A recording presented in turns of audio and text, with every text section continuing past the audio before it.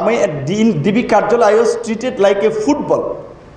কতক্ষণ পরপরই এক এক টিম ডাকে এবং একবার তো ঝুলাইছে, মানে ঝুলিয়ে তারপরে ওখান থেকে ছেড়ে দিছে। আমি যে শেষ ঐশন মিলেছেন যে শুনছি যে তারেক রহমানকে নাকি অন-11 এরকমভাবে তার মেরুদণ্ডে করছে। আমি খুব মানে একদিকে মেন্টাল তো একটা টর্চার আছে, শারীরিকভাবেও কিন্তু ক্রমাগত এক এক টিম মানে তাদের একটা প্রতিযোগিতা, বিশেষ করে দীর্ঘদিনের যেটা বলে ঝাল মিটানো আমার প্রতি আর কি। পরে একবার আমি একজনকে বললাম যে ভাই আমাকে তো আজকে 2 টিম আপনাদের ডেকে আনছে, আমাকে একটু কালকে ডাকেন, আমি দাঁড়াতেই তো পারছি না। তো বলছি তুমি যে দাঁড়াই এই পর্যন্ত আসো এইটাই তো তুমি বোনাস, তুমি এখন এইভাবে দাঁড়াই আসো কেমন? যেই দিন শেখ হাসিনা পালিয়ে যায় সেদিন একজন কারারক্ষী মহিউদ্দিন নামে উনি এসে বললেন ভাই গেছে। তো বিশ্বাস করতে পারতেছিলাম যে কী বলে। তখন সম্ভবত 2:45, আমার এক্স্যাক্টলি আমি বলছিলাম টাইমটা দেখেন 2:45 এরকম হবে, বলছে গেছে। আমি বিশ্বাস করতে পারছিলাম। আরও মানে আরেকজনকে 2 জন ছিল, ওরা আমাকে চেনার কারণে একটু 2 একজন ভালো ব্যবহার করতো। বললাম ভাই আসলে কি গেছে? বলছে গেছে। পরে শুধু আমার পেছনের বিল্ডিংয়ে ছিল বাবর ভাই, ওনারটা নাকি একটা ডিভাইস ওটা আপডেট পাওয়ার জন্য আছে, ওইখানে চিল্লাপাল্লা করে জিজ্ঞেস ভাই শিওর গেছে? বলছে হ্যাঁ হ্যাঁ হ্যাঁ। তখন আমরা জানতে পারলাম গেছে, এবং পুরো জেলে তো একটা জাগরণ ঘটে গেল। এবং তার কতক্ষণ পরেই আমাকে বলল যে একজন ইয়াইসা আপনার কারারক্ষী এসে স্যার বলতেছে, স্যার আপনি যে স্যার আপনি না বলতেছে স্যার আপনি প্যান্টটা পরে নেন, রিজভি ভাই সহ সিনিয়র লিডাররা আপনার জন্য অপেক্ষা করতেছে। তখন রাতে যখন বাসায় ফিরি তখন মনে হচ্ছে যে এই পরিস্থিতির পরে যদি আসলে আমরা কোনো পরিবর্তন না করতে পারি এবং প্রতিরোধ গড়ে তুলতে না পারি তাহলে কার্যত আমাদের কারোই রেহাই নেই। তখন আমি রাত্র 9টা-10টা থেকে সবাইকে ফোন, ডাইরেক্ট ফোন, তখন তো ইন্টারনেট শাটডাউন ছিল, ডাইরেক্ট ফোনেই ফোন দিছি বিভিন্ন রাজনৈতিক দলের নেতৃবৃন্দ, অ্যাক্টিভিস্ট সবাইকে। এমনকি ওই দিন নাহিদ, হাসনাতের সাথে এক্স্যাক্টলি কথা ছিল আমার খেয়াল নেই, তবে সার্জিস আর নাহিদের সাথে কথা হয়েছিল এটা আমার স্পষ্ট মনে আছে। যেই কারণেই তখন ওই ডিবি হারুন গ্রেপ্তারের পরে বলেছিল যে 2 সমন্বয়কে নিয়ে সরকার পতনের ছক এঁকেছিলেন নূর। তো তখন আমি ওদেরকে বলেছিলাম যে দেখো এখন যে পরিস্থিতি, এখন তোমাদের সুযোগ এসেছে জাতির নেতৃত্ব দেওয়ার, তোমরা জাতির হিরো। আর যদি পিছু হটো তাহলে আসলে আমাদের কারোই নিস্তার নাই। যে ঘটনা ঘটছে এর কারণে তো প্রত্যেককে এমনি জেলে যেতেই হবে, সুতরাং এক দফার কিন্তু বিকল্প নাই। তো এবং আমার যার সাথেই কথা বলার মোটামুটি আমি বলেছি এবং আমি ধরে নিয়েছিলাম যে হয়তো আজকে অ্যারেস্ট হতে পারি। কথা বলে শেষ করছি আপনার তখন 2:15 বাজবে, ঘুমাই নাই, জাস্ট বিছানায় যেটা বলে আর কি সমুদ্র গা এলিয়ে দেওয়া ওরকম জাস্ট ছিলাম। তারপর দরজায় ধাক্কাধাক্কি শুনতে পেলাম। কিছু বুঝে ওঠার আগে, আসলে প্রস্তুতি নেওয়ার আগেই তারা একেবারে দরজা ভেঙে ভিতরে ঢুকে গেল। আর আমি তখন একটা ট্রাউজার পরা ছিলাম এবং আমার বাসায় একটা যেটা হয় আমরা একটু রাতে পুরানো কাপড় পরে ঘুমাই, একটা প্লো শার্ট ছিল এবং আমার একটা ছোটো বাচ্চা আছে। কারণ যদি প্রস্রাব করে দেওয়ার ফলে আমার ফিল হচ্ছিল বাম পাশে এক সাইড একটু ভিজা। তো আমাকে জাস্ট কী বলবেন যে আপনার শিকার যেভাবে ধরে, চিল যেভাবে সবল মেরে, ঠিক ওইভাবে এমনভাবে ধরছে এখানে একটা মানে টি শার্টের বলা চলে পোলো শার্টের একটা বাটন ছিঁড়ে গেছে। তখন আমি বললাম ভাই এটা একটু পড়ছে বসে আমি একটু চেঞ্জ করে নিই। পরে আসলে এই কথা বলার পরে ওইখানেই কার্যত আমাকে ওইখানে আমাদের বাসায় একটা অড্রপ আছে, ওটার সাথে এমনভাবে ধাক্কা মেরেছে তো মানে হচ্ছে মানে ওই গেট দিয়ে বের করার জন্য। বুঝছি যে ওদের সাথে আর কোনো কথা বলে শোনা হবে না। তখন আমার ওয়াইফ তো আমার হাত ধরে রাখছে, শরীর ধরে টানাটানি করতেছে। তখন আমি তাদের সান্ত্বনা দেওয়ার চেষ্টা করলাম যে আসলে কিছু হবে না, ওরা নিবেই, সো বি ইজি। এখান থেকে টানা হেঁচড়া করে বাসার নিচ পর্যন্ত আমি জুতা পরে বলছি আমি জুতাটা পরে নিই। খুব রাফ ভাষা, অনেকে যেটা বলছে খুব বলার মতো না, খুব জুতাও পরার সুযোগ দেয় না, এক প্রকারের ট্রেনে আসলে জাস্ট নিচে নামালো। প্রিজন ভ্যান না, আমি ততক্ষণ পর্যন্ত চোখ খোলা ছিল, আমি দেখেছিলাম র্যাব ছিল, তাদের সাথে ডিবি ছিল। আর সাধারণত নিয়ম যে যেখানে তারা অ্যারেস্ট করতেছে পুলিশও থাকে 2-1 জন। গাড়ির মধ্যে উঠেই কিন্তু আমাকে জাস্ট একবারে কালো টুপি পরাইছে। তখন আসলে আমার তো এই ধরনের এক্সপিরিয়েন্স হয় নাই।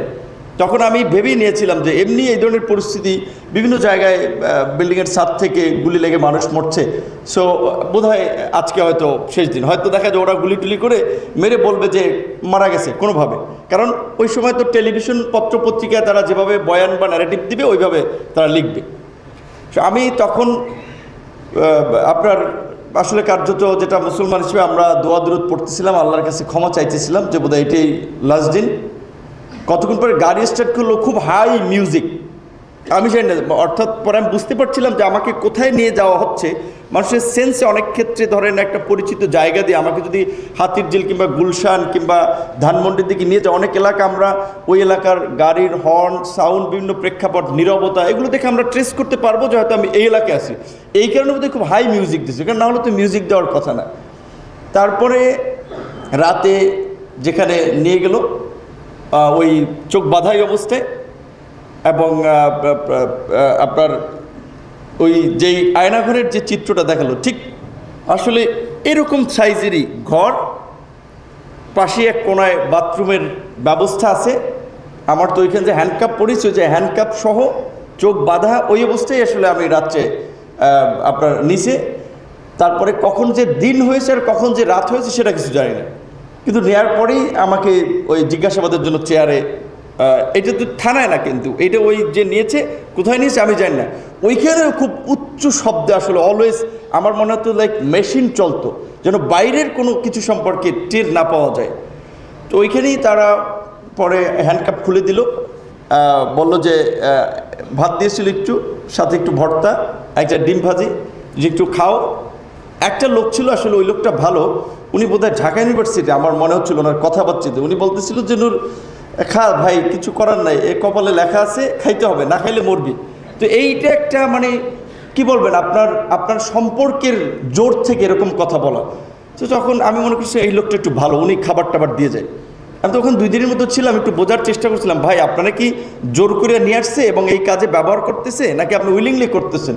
সে কিছু বলে নেই, বলছে যে কপালের লিখন একসময় জানবি। এ বলছে মহসিনুলের ক্যান্টিনে আলমগীরের চেয়ে কিছু খাবার সেম আছে, ও খারাপ না একেবারে। তো মহসিনুলের ক্যান্টিনে আলমগীরের কথা বলতেছে, তার মানে উনি এর সাথে পরিচিত। তো একবার আমার ওই আপনার একবার জিজ্ঞাসাবাদের জন্য যারা আসছিল তাদের আসার আগে চোখ বেঁধে নেয়, দেখতে দেন। তো আমি আমার একবার খাপ করে এটা একটু সরে ওনাকে দেখতে চেয়েছিলাম। তো আসলে এখন তখন ওনার সাথে আরও একজন ছিল, উনি আবার ঠাস করে মানে আমার ঠিক এইখানে একটা মারলো একেবারে, যে কেন আমি ওইটুকু ধরতে গেলাম এই। তো ওরা জিজ্ঞাসাবাদ করলো, আমি বুঝতে পারছি ওনার ভয়েসে, বিকজ আর্মির লোক, ওনার ভয়েসে বুঝতে পারছিলাম মেবি আর্মির হতে পারে, ডিজিএফআই। এবং উনি আমার পরিষ্কারভাবে বললো যে তুমি খুব সাহসী মানুষ আমরা জানি, সো স্ট্রেট ফরওয়ার্ড বলো, এই যে আপনার বিটিভিতে এই আগুন দিয়েছে, এই পরিকল্পনা কারা করেছে, মেট্রোতে আগুন এটা কারা করেছে, এবং যুবদলের এই রবিউল ইসলাম নয়ন, ওর সাথে তোমার কতদিন ধরে পরিচয়? প্রকৃত অর্থে যুবদলের নয়ন, তাকে আমি আগে চিনতাম না, এই পরিস্থিতির পরে চিনি। কিন্তু তার জন্য আমাকে বলছিল এরা একটা নেক্সাস, যে জানি তুমি রবিউল ইসলাম নয়ন, শিবিরের ছেলেরা, এই নাশকতা সব তোমরা করছো। তো তাদের যেটা নিয়ম, আসলে কিভাবে কি করছে অনেক কিছু বলা যায় না, সিম্পল খেলে এইটুকু, আমি তো কখনো আমার হাত এভাবে বেঁধে পেছনে ঝুলালো, পায়ের একেবারে এইটাতে পিটায়, এইটাতে, তারপরে আপনার এইখানে যে মাসেল এইখানে পিটায়, তারপরে সত্যিকার হচ্ছে আপনার বছরের নিতম্বে এখানে পিটায়, মানে ওদের একটা টেকনিক আছে তো কোন জায়গায় কী করবে, তারপরে এইখানে। এবং যার ফলে আমি তেমনি কালো মানুষ, আমি খুব মোটা না, সো আমার মানে এগুলো তো কালো ব্লাড জমে গেছে। তখন আমি ওদেরকে বললাম যে আমাকে যদি একটু, আপনাদের এখানে তো কতদিন থাকতে হবে আমি জানি না, আমাকে যদি একটু ডাক্তারের পরামর্শ একটু নিতে সহযোগিতা করেন তাহলে আমার জন্য একটু ভালো হতো। আমার আগের থেকেই কোটা সংস্কার আন্দোলনেও আমার এরকম একটা ইনজুরি হয়েছিল, মাসেল ইনজুরি থেকে আপনার শরীরে ইনফেকশন হয়ে গেছিলো, তখন খুব হাই মেরোপেনন অ্যান্টিবায়োটিক দিয়ে ট্রিটমেন্ট করছে। সো আমাকে যদি একটু ডাক্তারের কাছে নিয়ে যান তাহলে একটু ভালো হয়। তো পরে ওরা রাতে আসলে কে আনছে আমি জানি না, আমার চোখ বাঁধা অবস্থায় একটা ইঞ্জেকশন দিয়েছে, কী ইঞ্জেকশন দিয়েছে সেটাও আমি জানি না। তারপরে এই পর্যায়ক্রমে ওদের যে টিম ছিল, এক এক টিমের জিজ্ঞাসাবাদ, এইটা ছিল থানায় হ্যান্ডওভার করার আগে। থানায় যখন হ্যান্ডওভার করি তখন আসলে আমাকে সেখানে থানায় নিবে না, এরকম একটা ওদের মধ্যে আলাপ আলোচনা, বলছি যে ওরে যে নিয়ে আইসে ও তো হাঁটতে পারতেছে না, ওরে নিয়ে আমরা কি বিপদে পড়বো, আমরা আগে ডাক্তার আনবো, এই রাজারবাগ থেকে চেক করে নেব, কারণ এইভাবে যে মাইরা টাইরা দেওয়া যায় তারপরে কিছু হলে আমরা ফাঁসবো, এটা বলতেছিল রমনা থানার লোকেরা। তো যাই হোক, পরে ওরা একজন ডাক্তার আনছে আমাকে থানায় নেওয়ার আগে, যে কতটুকু কি ঠিকঠাক আছি। তো ওরা কিছু ওষুধ টষুধ দিল। রমনা থানায় আমি তো এসে তখন দেখলাম যে কিছু ছাত্রদেরকে চিনতে পারলাম অনেকে, আর রিজভি ভাই, জহিরুদ্দিন স্বপন ভাই, নজরুল ইসলাম খান, তারপরে খসরু ভাই, অনেককে দেখতে পেলাম। তখন দেখে চলে কিছুটা বলছে এটা জাহান্নাম হইলেও লাইক মাইন্ডেড কিছু লোক আছে, সো সাহস পাইছি কিছুটা যে যাই হোক এই পর্যন্ত যেহেতু আসছি এখন একটা সন্তুষ্টির জায়গা আছে যে মাইরা ফেলাইতে পারবে না। একদিন গ্যাপ দিয়েই আসলে আর পরের দিন, কারণ ওই দিন বোধহয় কোনো কারণে রাস্তায় খুব আন্দোলনের কারণে ওদের ব্যস্ততা ছিল। পরের দিন যখন জিজ্ঞাসাবাদ করতে আমরা নিয়ে যাই, বলছি তুমি আসছো এটা আমরা খবর পাইছি কিন্তু ব্যস্ত ছিলাম, আজকে থেকে তোমার মিশন শুরু। এবং আমার প্রতি মনে হচ্ছে তাদের আসলে একটা ব্যক্তিগত ক্ষোভ ছিল, খুব আক্রোশ ছিল যে একজন বলতে স্যার শালা তো বঙ্গবন্ধুর নামটাও সম্মানের সাথে বলে না, শেখ হাসিনার নামের আগে মাননীয় বলে না, মানে খুব স্ল্যাং ভাষায় যে কত বড় ও মানে এরকমভাবে কথাবার্তা বলা, যত মির্জা ফখরুলের চেয়ে বড় নেতা হয়ে গেছে। তো ওরে স্যার সহজে কিন্তু ছাড়া যাবে না। তো এক একজনের ট্রিটমেন্ট এক এক ধরনের। তো একবার হয়েছে মানে আপনার চেয়ারে বসার জন্য নিয়ে গেছে, তো জিজ্ঞাসাবাদ শেষে বলছে বসার সময় মানে ওই চেয়ার ইলেকট্রিক ছিল। তারপরে আমি ভাবছি যে ওকে শেষ, তাহলে এরপরে হয়তো বোধহয় চলে যেতে দিবে। এবং পারোয়ার সাহেব তো আমরা রুমে ছিলাম, উনি কিছুটা দেখেছে আমার সাথে কি হয়েছে। এবং সবচেয়ে আমি যেটা ফার্স্টে যখন 5 দিন পর আমাকে আপনার আদালতে তোলা হয়, আমি কিন্তু বলেছিলাম যে আমি ডিবি কার্যালয় I was treated like a football. কতক্ষণ পরপরই এক এক টিম ডাকে, এবং একবার তো ঝুলাইছে, মানে ঝুলিয়ে তারপরে ওখান থেকে ছেড়ে দিছে। আমি যে আসলে ওইসব মিলেছেন যে শুনছি যে তারেক রহমানকে নাকি 11 এরকমভাবে তার মেরুদণ্ডে করছে। আমি খুব মানে একদিকে মেন্টাল তো একটা টর্চার আছে, শারীরিকভাবেও কিন্তু ক্রমাগত তো এক এক টিম মানে তার একটা প্রতিযোগিতা, বিশেষ করে দীর্ঘদিনের যেটা বলে ঝাল মিটানো আমার প্রতি আর কি। পরে একবার আমি একজনকে বললাম যে ভাই আমাকে তো আজকে 2 টিম আপনাদের ডেকে আনছে, আমাকে একটু কালকে ডাকেন, আমি দাঁড়াতেই তো পারছি না। তুমি যে দাঁড়াই এই পর্যন্ত আসো এইটাই তো তুমি বোনাস, তুমি এখন এইভাবে দাঁড়াই আসো কেমন। সর্বশেষ অনেকগুলো তো ঘটনা আছে। একদিন একটা স্মৃতি হচ্ছে যে আপনার আমাদের ডিবি কার্যালয় ওখানে অ্যাডমিন ছিল ডিবির এডিসি, তার নাম ছিল শাহিন শাহ। ওই পুরো ডিবি কার্যালয়ে সে আসলে খুব 2 রুমের লোকজন খুব তটস্থ ছিল, খুব ফেরোসাস তার আচরণ ছিল। একবার আমাদের সাথে নিপুণ রায় পাশের রুমে ছিল, উনি মহিলা মানুষ, ওনার ইউটেরাস অপারেশন করেছে। সো উনি আপনার থাকতে পারছিল না দাঁড়াইয়া, তো উনি বলতেছিল অনেকক্ষণ আমাকে একটা চেয়ার দেওয়া যায় কিনা বসার। এখন উনি আসলে অসহায়ের মতো রিজভি ভাইয়ের কাছে বলতেছে চাচা আমাকে একটা চেয়ার দেওয়ার জন্য বাবু বলেন না ওদেরকে। নজরুল ইসলাম খানকে বলতেছিল, আমরা শুনতে চাই সব মানুষ তো অসহায়। রিজভি ভাই নিজে হাটে একটু খুঁড়িয়ে, তো উনাকেও ওইভাবে আগে যে একটু রাজনীতিবিদ একটু সম্মান করা হতো, এইবার ন্যূনতম কারোর প্রতি সেই সম্মানটা করা না। রিজভি ভাই ওইভাবে তো সে নিজেই কষ্ট করে দাঁড়িয়ে আছে। তো যাই হোক পরবর্তীতে তাকে কোনোভাবে একটা চেয়ার বোধহয় অনেকক্ষণ পরে দিয়েছিল। আমি শুক্রবার দিন জুম্মার নামাজের আগে আমাকে একবার ডাকলো, ওই দিন আমাকে আপনার কোর্টে তুলবে। তাহলে যেদিন কোর্টে তুলে, যেটা যারা ডিবির কার্যালয় বা কারা হেফাজত ছিল তারা তো জানে, আমাদের মনে হচ্ছে একটু হাফ ছেড়ে পারছি, কারণ কোর্ট থেকে অ্যাটলিস্ট আপনার কারাগারে পাঠাইলে তো কারাগারে এই রকমের এটা নাই, টর্চারটা নাই, অন্তত সেটা তো থাকা খাওয়ার সমস্যা।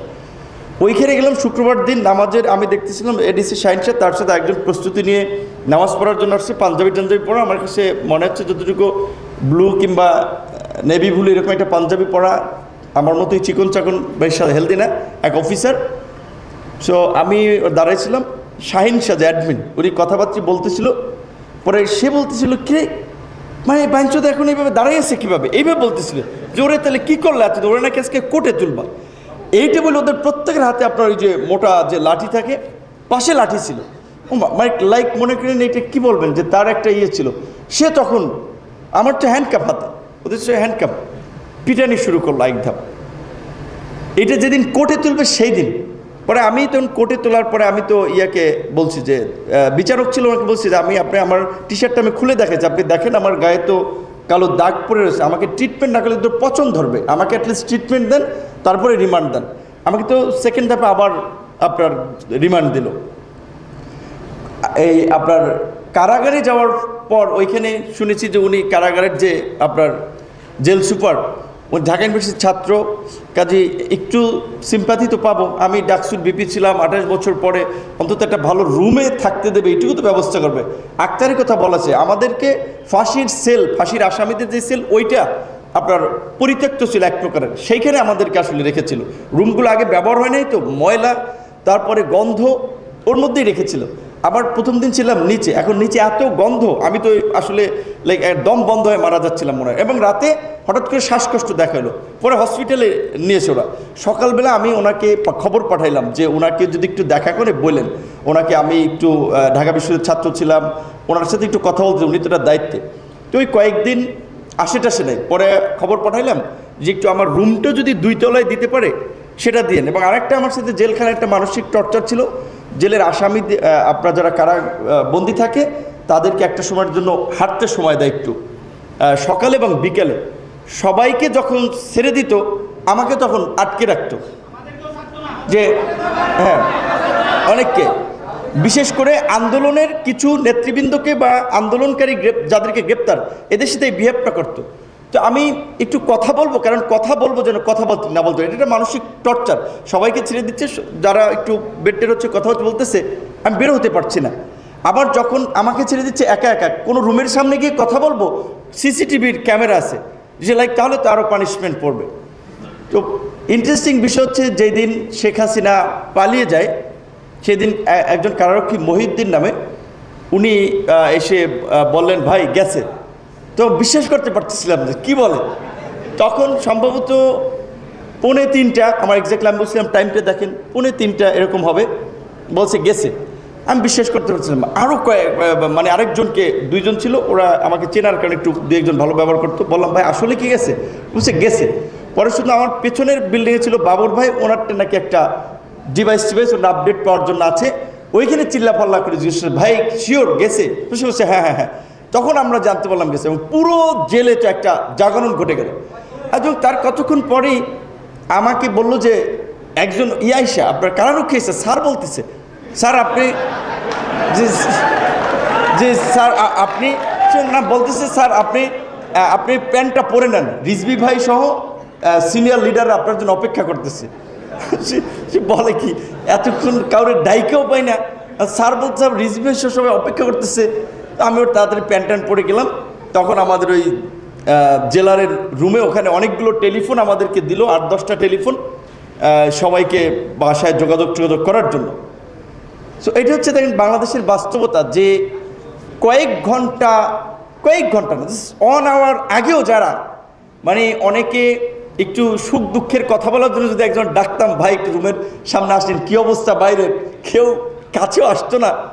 কয়েক মিনিট পরে পালিয়ে যেত, স্যার ডাকা শুরু করছে, এবং জেলার সহ সবাই তো অনেকগুলো টেলিফোন এনে আমাদেরকে দিল যে ভাই কথাবার্তা বলেন।